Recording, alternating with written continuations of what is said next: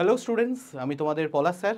আজকে আমি তোমাদের সঙ্গে যেটা নিয়ে ডিসকাস করব সেটা হচ্ছে তোমাদের অনেকেই সরকারি চাকরি পাশাপাশি প্রাইভেট জবের জন্য চেষ্টা চালাচ্ছ। তো তোমাদের অনেকেরই একটা প্রশ্ন আমি প্রায়ই দেখছি যে প্রত্যেক ভিডিওর নিচে থেকে শুরু করে পার্সোনাল মেসেজেও প্রচুর পেয়েছি যে প্রাইভেট জবের জন্য প্রিপারেশনের জন্য কি কি লাগবে, এক্স্যাক্টলি আমরা কি কি দিয়ে এই প্রিপারেশনটাকে বুস্ট আপ করতে পারবো। দেখো, সবার প্রথমে সব রকম প্রাইভেট জব একরকম হয় না। এক একটা ব্যাংকে এক একটা প্রাইভেট জবের জন্য এক এক রকম জিনিসের স্কিলের দরকার। তুমি যদি কোনো টেকনিক্যাল প্রাইভেট জবের জন্য যাও তাহলে সেখানে টেকনোলজিক্যাল নলেজ দরকার। যেরকম ধরো, তুমি যদি কোনো ডিজাইনিং জবের জন্য যাও তাহলে সেখানে তোমার অ্যাডোবে প্রিমিয়ার প্রো থেকে শুরু করে ওই রকম ডিজাইনিংয়ের কিছু টুলের কাজ দরকার। তুমি ভিডিও এডিটিংয়ের জন্য গেলে সেই ধরনের কাজের দরকার, তোমার স্কিল দরকার। কিন্তু এইগুলোর সমস্যা এটাই যে এইগুলোর জন্য তোমাদের একটা প্রলংড একটা স্কিল দরকার, মানে বহুদিনের একটা নলেজ দরকার। একটা প্রো লেভেল পর্যন্ত হওয়ার জন্য 1-1.5 বছর 2 বছর লেগেই যায়। শুরু করতে পারো, তারপরে আস্তে আস্তে অনেকটা টাইম লাগবে। কিন্তু সেক্ষেত্রে আমি যদি এইটার ক্ষেত্রে পার্টিকুলারলি বলি যে আমি অন্য কোনো রকমের কাজ, যেমন ধরো যে ফর এক্সাম্পল যে আমি ব্যাংকিং সেক্টরে ঢুকতে চাই, আমি ইন্স্যুরেন্স সেক্টরে ঢুকতে চাই, এই ধরনের সেক্টরের জন্য আমার কী ধরনের স্কিল দরকার। দেখো, তুমি যে কোনো প্রাইভেট জবের জন্যই তোমার সিভি তোমার একটা মেজর পার্ট বা মেজর রোল প্লে করে। তো সিভি তো লাগবেই, সিভি একটা জিনিস অবশ্যই দরকার। 2 নাম্বার, কিছু স্কিল দরকার, কিছু স্কিল দরকার। এই স্কিলের মধ্যে 1 নাম্বার অবশ্যই লাগবে বেসিক কম্পিউটারের কিছু নলেজ।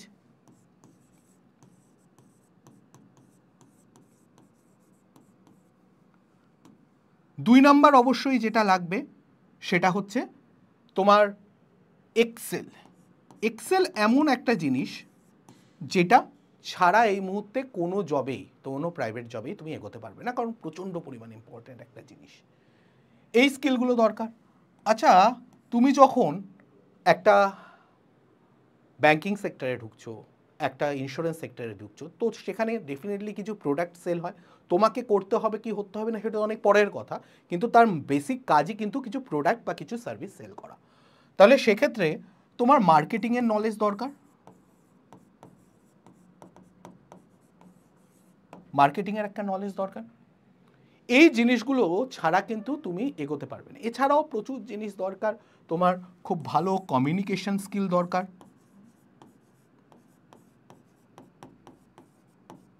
কমিউনিকেশন স্কিল দরকার। আমরা সবার প্রথমে কমিউনিকেশন স্কিল বলতেই ভাবি যে ইংলিশই না বাংলায় বলতে হবে। দেখো, ইংরেজি বাংলা তো একটা ব্যাপার, ঠিক আছে, মোড অফ কমিউনিকেশন একটা ব্যাপার। কিছু ক্ষেত্রে ইংলিশে কথা বলতে হয়, কিছু ক্ষেত্রে বাংলাতেও। কিন্তু তুমি কি কনফিডেন্স যে তুমি বাংলায় কথা বলতে হলেও তুমি তাকে কনভিন্স করিয়ে ফেলতে পারবে যে বাংলায় কথা বললে প্রপারলি?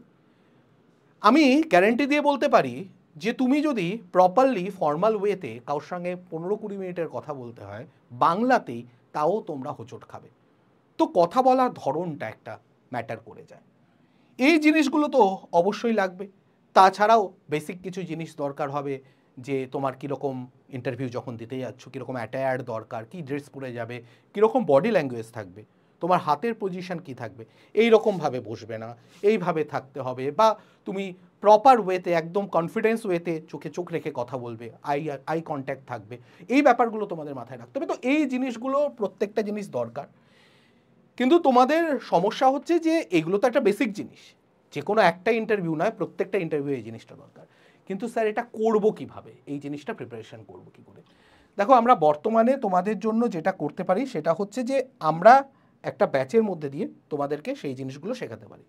আমরা এনেছি এইচডিএফসি গাইডেন্স ব্যাচ, যেখানে তোমরা এইচডিএফসি ছাড়াও অন্যান্য ব্যাংকিং সেক্টরের ইন্টারভিউগুলো অ্যাপিয়ার করার জন্য যা যা দরকার পুরোটাই পেয়ে যাচ্ছ। যেরকম তুমি ধরতে পারো যে কীভাবে প্রাইভেট ব্যাংকের জবের জন্য গাইডেন্স দরকার। এই গাইডেন্স বলতে অনেক রকম গাইডেন্স আছে। তোমার ব্যাংকিংয়ের নলেজ দরকার হতে পারে, যেই ব্যাংকে যাচ্ছ তার একটা নলেজ দরকার, ব্যাংকিং সেক্টরে বেসিক নলেজ দরকার। How to apply private bank, তোমার প্রত্যেকটা ব্যাংকের অ্যাপ্লাই করার পদ্ধতি আলাদা হয়।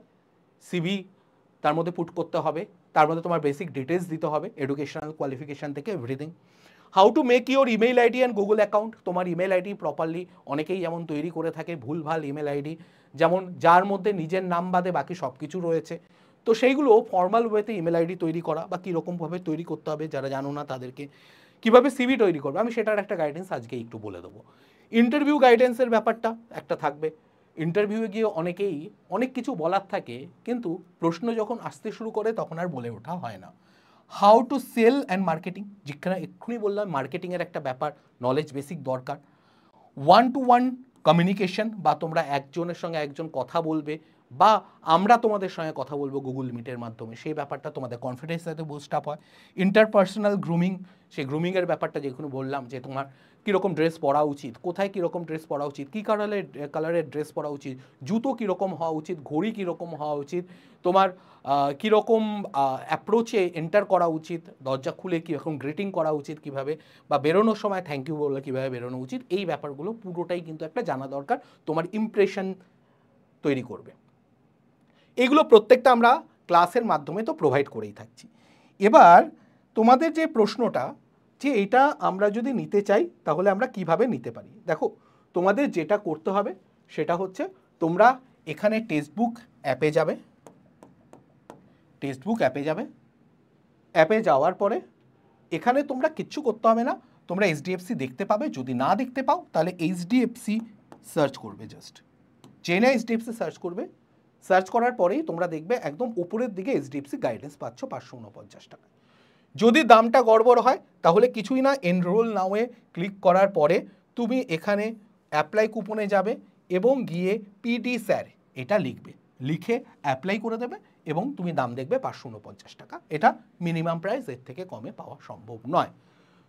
তো এই দামে তোমরা এটা পেয়ে যাবে। এবার তোমাদের যেটা নিয়ে আমি আলোচনা করতে চাই সেটা হচ্ছে যে তোমাদের সিভি নিয়ে অনেকের একটা সমস্যা। আজকেই আমাদের এটা নিয়ে আলোচনাও করব যে সিভি কীভাবে বানাবে, আমি পেইড ক্লাসও আলোচনা করব, কিন্তু আমি তোমাদেরকে একটু বলে দিতে চাই অনেক রকম ফরম্যাট আছে সিভি বানানোর। তোমরা ক্যানভাতে গিয়ে সিভি বানাতে পারো, আমি আগেই বলেছি। কিন্তু দেখো একটা এইরকম একটা ছোট সেশনে পুরো ব্যাপারটা বোঝানো সম্ভব নয়। সিভির বহু ব্যাপার থাকে। সিভির মধ্যে তোমার কোন জিনিসটা একদম হাই টপ প্রায়োরিটিতে ওপরের দিকে রাখা উচিত, কোন জিনিসটা একটু নিচে থাকা উচিত, কোন ক্রোনোলজিতে থাকা উচিত, তোমার কি কি দেওয়া উচিত কি দেওয়া উচিত নয়, ঠিক আছে? তোমার পার্সোনাল ডিটেলস কতটা ইম্পর্টেন্ট, কতটা না দিলেও চলবে, তোমার এডুকেশনাল কোয়ালিফিকেশান কতটা ডিটেলসে যাবে, তুমি কি কি মেনশন করবে না, কি কি মেনশন করবে, এই ব্যাপারগুলো, ঠিক আছে? দেখো একজন ফ্রেশার্সের কাছে সিভি বানানো একটা বড় ব্যাপার, শুধু এইটার জন্য নয়, একটা সিভি তোমার বারবার তোমার সারা জীবন ধরে তোমাকে নিজেকে রিপ্রেজেন্ট করতে সাহায্য করবে। তো সেই জায়গা থেকে সিভি যেন গন্ডগোল না হয়, সিভি কী নামে সেভ করবে, এর থেকে শুরু করে কি ফরম্যাটে যাবে, এভরিথিং এই জিনিসগুলো কিন্তু মাথায় রাখবে, ঠিক আছে? তো এই ব্যাপারগুলো পুরো তোমাকে আমি শিখিয়ে দেবো। তোমরা দেখতে পারো যে তোমরা যদি বলো যে না আমি নিজে নিজে বানাবো, তাহলে তোমরা এখানে গিয়ে ক্যানভাতে গিয়ে সিভি বলে সার্চ করতে পারো। সিভি যে না সার্চ করবে এখানে অনেক রকম প্রোফার্মা বেরিয়ে যাবে, যেরকম অনেক রকম ফরম্যাট দেখতে পাবে, হাজার রকমের ফরম্যাট, যেগুলো এখানে তোমার এইরকম ক্রাউনের বা মুকুটের সাইন দেওয়া, সেগুলো পেইড, সেগুলো তোমরা ইউজ করতে পারবে না। বাকি তোমরা ইউজ করতে পারো, তোমরা যে কোনো একটা ফরম্যাট নিয়ে নেবে, নিয়ে তারপরে কাস্টমাইজ টেমপ্লেট করবে এবং করে তোমরা এখানে নিজের মতো করে এডিট করতে পারো।